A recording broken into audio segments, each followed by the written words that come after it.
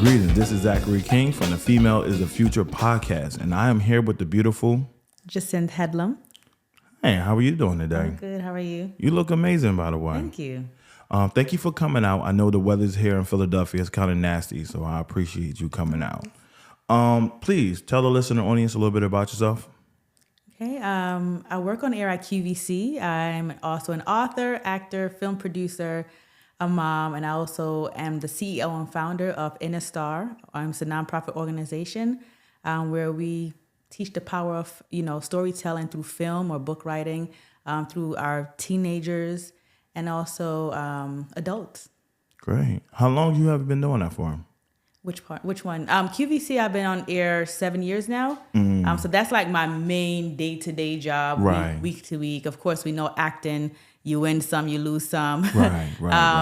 Producing, probably that's not an everyday thing. Right. And Inner Star, that's my baby. That's my passion. Right. So I've been doing Inner Star now, along with the Inner Star Trailblazer Award. This is our third year. Right. And where do you do that at? That's out in Allentown. That's out in Allentown. Allentown, PA. So what got you onto this entrepreneur journey? Like what was the thing? What put you in this space? Since a child, everyone is like, hey, I want to be a doctor. I want to be a lawyer. I want to be a nurse. I want to be a teacher. And for me, I was just like, I want to be a boss. I want to be an entrepreneur where I can have financial freedom, financial flexibility. It's the flexibility for me, just having being in control of my time, which we learn when you're an entrepreneur, you have no time. That's a fact. Because your mind and everything is going 24. At least with a 9 to 5, you clock out and you're like, deuces, I'm out. I don't have to worry about this till Monday or next week or tomorrow. But when you're an entrepreneur, there's no time off, especially when you're just starting out. You're in the trenches 24/7. You're one-man show. You're doing this. You're doing every role to make sure your business stay afloat. But now I feel good that I have, I like the way my life is now with QVC. Being a contractor there, I have the flexibility to travel and to do film when I want to be on set when I want to. All I have to do is book out. So I like the fact that I have that flexibility. A lot of people see me like, Ja, you always traveling. You in Bali or you here. Because of my entrepreneurial journey, I have the freedom and flexibility like I've dreamt of. Right. Now, when it came to QVC, did you have that hard conversation with them? Like, did you say, hey, this is what I'm going to be doing? Or no, it's not like that. It's because I'm a contractor.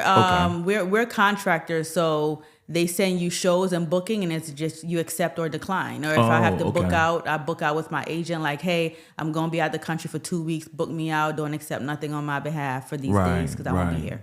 That's good that you put that out there because I think that a lot of people, they get caught up in the romanticizing the entrepreneur lifestyle, and they think that you don't even need to get a job. There's like, no, I'm not going to work for no one else and blah, blah, blah. It's not that easy because, if we don't work, we don't get paid. So I'm a full-time artist. So if I don't get a booking from QVC or if I don't get a booking from a commercial or a print ad or on set as a producer or actor, whatever, I don't get paid. So if I get sick and I have to take off for a week, we don't have PTOs and sick days. Right.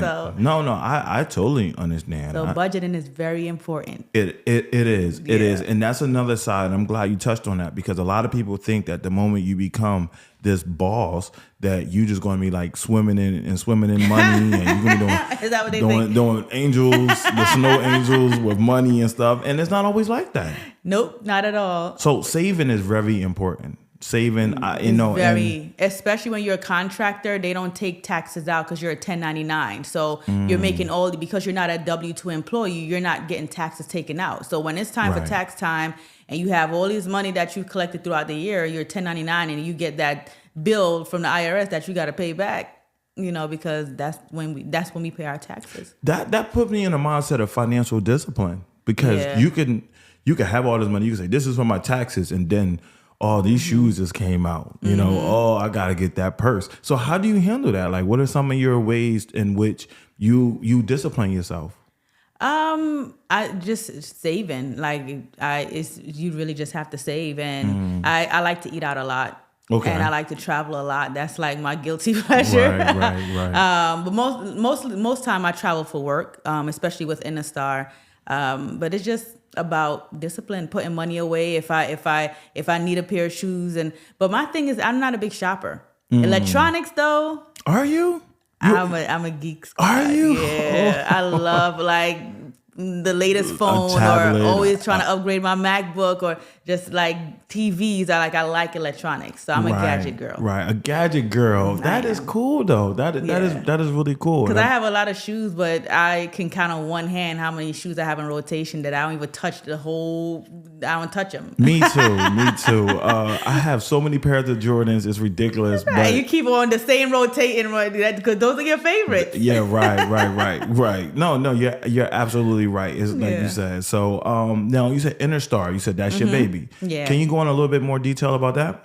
Yeah, InnerStar is a nonprofit organization, and for me, I call it the home of the creatives because I wanted it to be a safe space for whether it's emerging talents or upcoming filmmakers or just any artists, just to have that safe space to be able to dream out loud with your gifts. Oftentimes people think the art is a hobby. It's a plan Z. It's not even a plan B because they think it just doesn't pay. It's not a serious career. So for me, it's just creating that safe space where with the InnerStar Trailblazer Award, it's for me honoring and recognizing upcoming artists, as well as artists that have trailblazed the path for us and just honoring them. And also teaching our, middle school how to create their own film, how to tell their own story through book writing. So that's something that we're doing, and we're expanding this year to also helping to have a confidence workshop for senior citizens, because I think seniors often is overlooked and forgotten. So just teaching, having that workshop and those classes for our seniors as well, how they can still tap into their artistry and still have that confidence and have just an outlook. I think just have a platform and just having that platform to say, we still see you. No, that is beautiful. My mom is a senior. She's 76, right? And the only thing she has is church. That's it. There's no other options. I mean, occasionally there's a paint by number thing that they give the old folks, but there's not a lot to do. And it's a shame because it's like, you're right, they need to be seen. So I appreciate as another entrepreneur, I appreciate the fact that you're seeing a demand in the market. So yeah, I definitely appreciate that.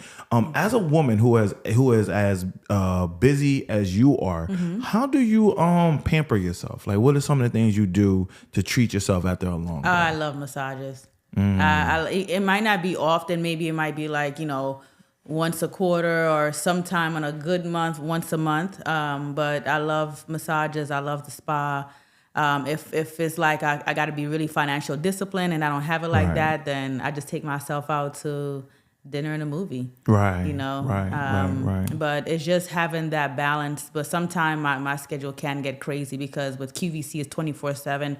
We're live. So sometimes I'm at work 2 a.m., then have to be back at 12 p.m., then have to be back at 5 p.m. So the schedule can, like, when I leave here, I got to be there right away. She do. She really do. She really do. That's why it's so, I'm so appreciative to have you here, because I know your time. I know your time is very limited. Switching gears a little bit to something else that is truly important in the entrepreneurial walk is your like being a mother. How do you manage that? Because with so many hats and having to be on what's the word? With so many having to be on attentive to so many different people, your kids could sometimes feel neglected and stuff. So how do you put that time in there? Working a full-time job and managing nonprofits and how do you put that time in there to be? And the reason why I bring this up is because I feel like with this platform, I feel like I want to shed the light issues that we may not necessarily talk about in this entrepreneur journey. Absolutely. I feel like it's tough because as a single mom, meaning that their father is fully involved and it's 50-50. But in terms of in my household, I'm running it by myself, and as a one-woman show, right, as of now. So it's just having that communication with my kids and just sitting them down and letting them know my schedule, letting them know what's going on or whatever. just communication, and just my kids are very, very understanding and very supportive. Nice. And because they're artists as well, you know, they've been doing commercials since they were younger, so they've kind of have a little so they in and out. Yeah, so it's like they know about the business a little bit, but kids don't care. They just want mommy time. So it's all about scheduling. It's all about balancing. Hey, I know the last 2 weeks we didn't really have to have, you know, we didn't have any us time. We didn't have any us time. So let's go do a movie. Let's go to the, you know, the dinner, you know. So it's just finding that balance like anything else. No. I feel that for sure. And there's times where even for me, I forget to sometimes call my daughter. And it's been days. I'll be like, oh man, I forgot to call the most important person in my life. Here I go. I forget to call. And then my daughter, she lives in a different state. She don't live here in Philadelphia. So sometimes it's easy. I hate to say this because it sounds so horrible, but out of sight, out of mind when you're working and he's like, oh my God, I can't believe it. And I'm grateful that I really do. We have an excellent communication and we talk and I explain it to her. And when I bring her on every opportunity I get, you know, like I have a thing like where my mindset is if it's something that I don't want her to see, then I probably shouldn't be doing it, you know? So my thing is I just want to make sure that she's involved and it helps out for them times where I drop the ball. You know, again, I'm not, this platform is to show authentic or to be authentic and to show vulnerability. You know, I don't have all the answers. And that's why I surround myself with amazing people, amazing women. Yeah. You know, with that being said, are there any women in your life that you look to as like mentorship or look to as like examples and stuff? I mean, outside of my mom and my grandmother who've paved the way for me, I can't think of anyone off the top of my head. No, it's okay. It's okay. Yeah, just like my mom, the women in my family are dope. They're independent. They're strong. They're go-getters, and they just make it happen. I see them just 10 toes down, make it happen for themselves with or without help. As a single mother, as just wearing so many hats and doing it so gracefully. So I come from a good cloth. Right. That's amazing though. That's amazing. And I think that's something that a lot of people unfortunately don't see. They don't see those who came before them, those who look like them actually achieving anything. And I think it's we have to fight through that. That makes the journey 10 times harder. Yeah. Question, are you a book reader?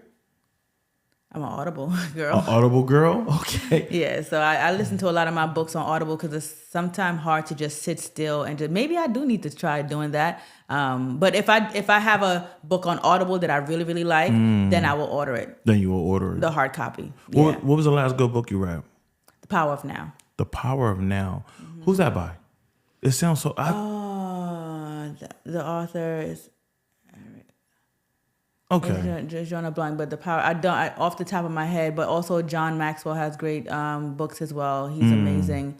But yeah, I would say that's and right now I'm reading 50 Cent book as well on Audible. He's dope. Yeah. No, I love 50 Cent. I love 50 Cent. He a little rough around the edges, of course, but aren't we all sometimes, you know?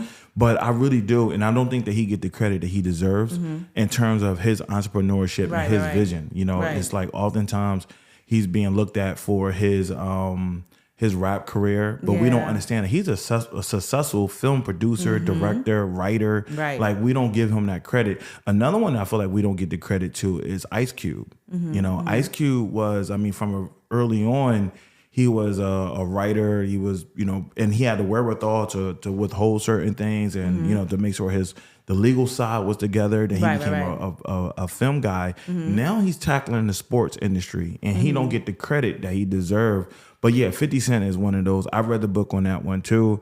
And I love the fact that it shows more than, like, it showed him as the man, not just him, as the rapper or the actor or whatever the case might be. Yeah, gotta love 50.